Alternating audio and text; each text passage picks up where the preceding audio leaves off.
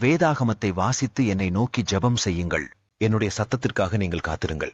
அப்படி காத்திருக்கக்கூடிய என் ஜனமாகிய உங்களிடத்திலே கர்த்தராகிய நான் பேசுவேன் என்று வாக்கு கொடுக்கிறேன். கர்த்தராகிய நான் உங்களை நேசிப்பதினால் உங்களிடத்திலே பேசிக் கொண்டிருக்கிறேன். கர்த்தராகிய நான் உங்களிடத்திலே பேசிக் கொண்டிருப்பது உங்களுக்கு எவ்வளவு பெரிய பாக்கியம் என்பதை சிந்தித்துப் பாருங்கள். உங்களுக்கு வேதாகமத்திலிருந்து சொல்லுகிறேன். ஏசாயா 54 அதிகாரம் 4 வசனம். பயப்படாதே, நீ வெட்கப்படுவதில்லை, நாணாதே, நீ இலச்சை அடைவதில்லை என்று எழுதியிருக்கப்படியாக என் மகளே, என் மகனே, நீங்கள் வெட்கப்பட்டு போவதில்லை என்று கர்த்தராகிய நான் உங்களுக்கு சொல்லுகிறேன்.